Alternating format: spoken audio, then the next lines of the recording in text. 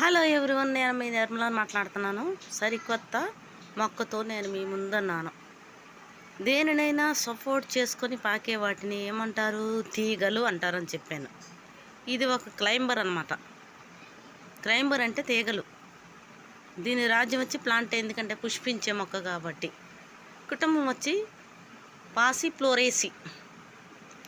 దీని యొక్క శాస్త్రీయ నామం పాసిఫ్లోరా ఫోటిడా. ఈ కాయ చూసారా? పైన కాయలు ఎలా ఉన్నాయో, లోపల కాయ ఉంటుంది.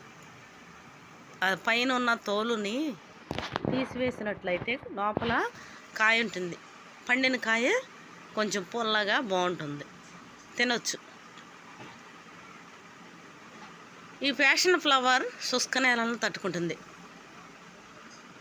తేమతో కూడిన ప్రాంతాలను ఇష్టపడుతుంది. కొన్ని ప్రాంతాల్లో ఇది ఒక ఆక్రమణ జాతిగా పిలువబడుతుంది. ఈ మొక్క విస్తృతంగా పెరిగే శాశ్వత అధిరోహకుడు.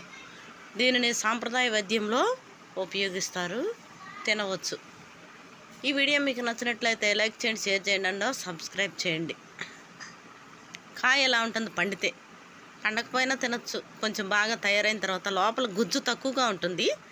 దీన్ని తినవచ్చు అన్నమాట. దీనిని సాధారణంగా వైల్డ్ మారకుజ, దుర్వాసన వచ్చే ఫ్యాషన్ ఫ్లవర్ లేదా లవ్ ఇన్ ఎ మిస్ట్ అని పిలుస్తారు.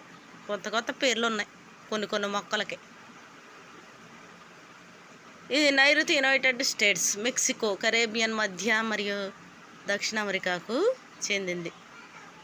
ఇది జిగట వెంట్రుకలు మరియు విలక్షణమైన వాసనతో ఎక్కే లేదా పెనుగులాడే తీగ.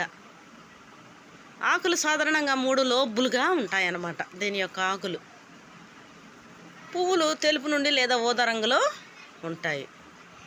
పండినప్పుడు నారింజ రంగులోకి మారుతుంది. కాయ నిండా వెంట్రుకల్లా ఉంది. ఈ వెంట్రుకల్లో ఉన్న పై తోలుని తీసివేసినట్లు లోపల కాయ ఉంటుంది. కాయ లోపల గింజలు ఉంటాయి. తయారైన కాయనైతే తినొచ్చు, పచ్చికాయని తినకూడదు, బాగోదు. చాలా కాయలు తీసి చూశాను కానీ పచ్చిగా ఉన్నాయి, కొన్ని మట్టికి తయారైనాయి. గొంతు ఇన్ఫెక్షన్లకి వాడవచ్చు ఈ కాయల్ని. మరియు నిద్ర రుగ్మతల వంటి పరిస్థితులకు చికిత్స చేయడానికి వైద్యంలో దీనిని ఉపయోగిస్తారు. కొంచెం బాగా పుల్లగా ఉంది, చాలా బాగుంది. పుల్లగా ఉన్న ఏదైనా మంచిదే. యాంటీ ఆక్సిడెంట్, యాంటీ ఇన్ఫ్లమేటరీ మరియు ఇతర ప్రయోజనకరమైన లక్షణాలు కలిగి ఉన్నట్లు నివేదించబడింది అన్నమాట.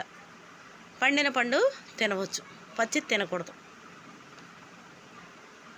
దానికి గుజ్జు తక్కువగా ఉంటుంది.